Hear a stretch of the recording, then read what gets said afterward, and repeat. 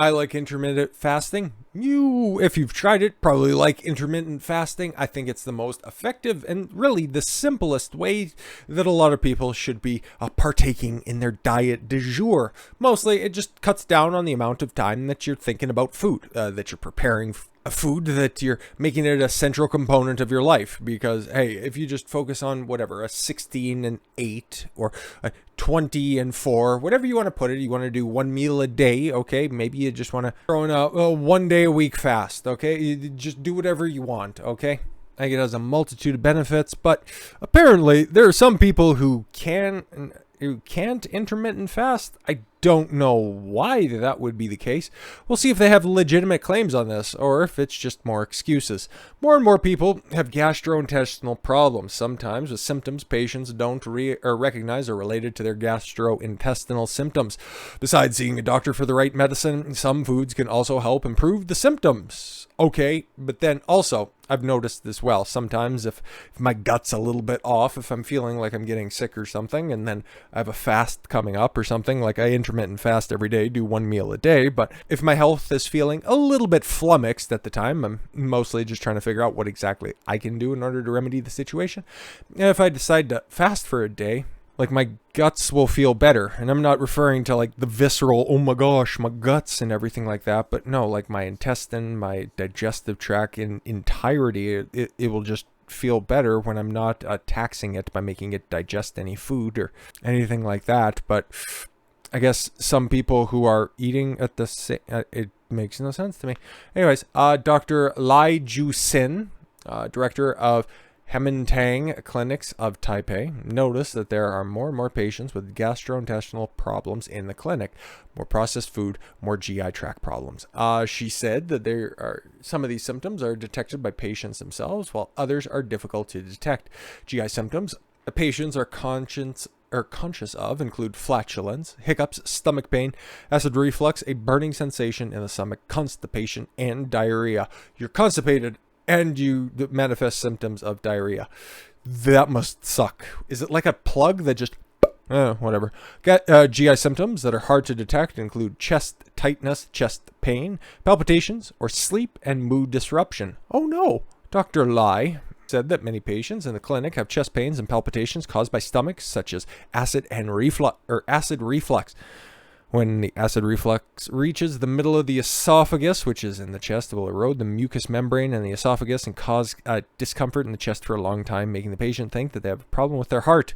Stomach inflammation and a bloated stomach will also cause chest tightness, as the diaphragm is above the stomach, and above the diaphragm, the chest cavity, heart, and lung symptoms will have triggered the pressure of the stomach pushes upward to the chest cavity.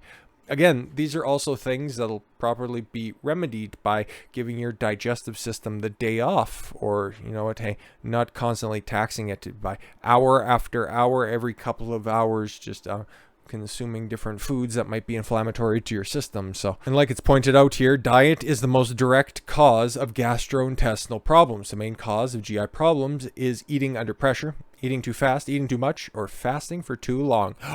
Oh my gosh. For example, business or work pressure or irregular meal times of service industry workers tend to result in overhunger. Okay, this is where your narrative starts to fall apart for me. Some people are hungry for too long and they tend to eat too much food in the next meal. So because you can't control your hunger urges, therefore you should stop intermittent fasting. Okay, makes sense. In addition, intermittent fasting is a popular diet method. Dr. Lai believes that fasting is a great burden on the stomach and intestines. It's actually the exact opposite. It's about how you break your fast at the end of it. That's why, in accordance with the fact that I do one meal a day, I also have a fast breaker an hour before I consume anything.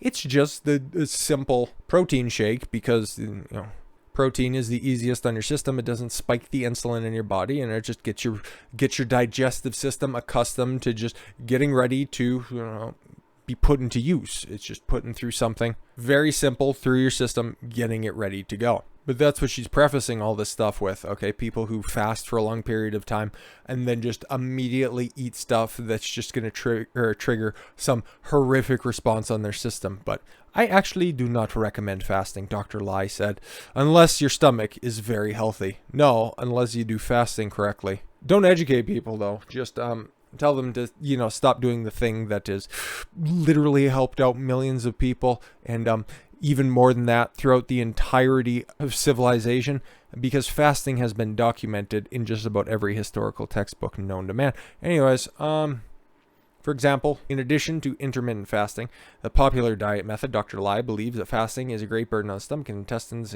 whatever. Take, for example, of the practice of 16-8 intermittent fasting, which involves limiting your intake of food and calorie-containing beverages to a set window of 8 hours per day.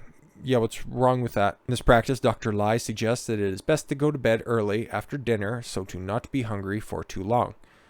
Yeah, that's the best way to do it when you're starting as well, because those hours that you're asleep, you're fasting. Whether you know it or not, you are not consuming food or nutrition at that time. However, many people eat dinner before 8 o'clock and they stay up until 1 or 2 o'clock in the middle of the night before going to bed. That's a you problem. This would result abnormal stomach acid secretion. Yeah, so instead of fixing different aspects of your life, like having a proper sleep schedule, you should just eat bad foods all the time, because then when you binge on bad foods, they won't affect your stomach so badly. For those who plan to lose weight, I think adjusting the diet is better than fasting. You're retarded. Types of foods that tend to stimulate the stomach are baked foods, fried foods, spicy foods, iced foods, meals that are too oily or greasy, and drinks with too much caffeine. Exactly the types of foods that you should be eating on a good, clean diet, right? Right? No, don't address any of that. Just stop fasting because doctor in Taipei says so. You don't need to completely avoid these foods, but eat in moderation. Yeah, that'll stop your gastrointestinal problems. Oh my gosh. For example, a small amount of chili added to a meal can help with the taste and help metabolism. Oh, okay, cool. I knew that this was going to be an abomination of an article, and I just figured, hey, we try to broaden our horizon when it comes to fasting, and maybe you'd have some sort of, critique for fasting, but I didn't think it was, people don't have willpower, and people don't have discipline in their daily lives, ergo, less discipline, more indulgence, you'll be better off because of it. But at least we can glean something from this, okay? So, what are 7 types of food to help nourish the stomach? Licorice root, neutral in nature and sweet in flavor, can regulate the function of the stomach and relieve the discomfort of the spleen and stomach. Many Chinese herbal decoctions, contain licorice and can reduce the side effects and irritation, the herb that are irritating the stomach and the intestines. Licorice tablets can be taken directly with hot water and used as herbs in stewed soups. Okay, cool. 4-herb soup. Yam, poria mushrooms, foxnuts, and lotus seeds. Very mild and safe.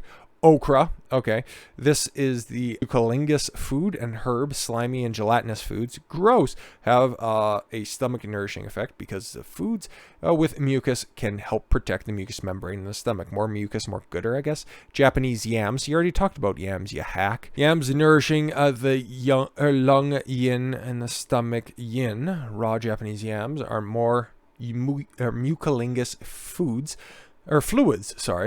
better stomach protection effects than the general yam.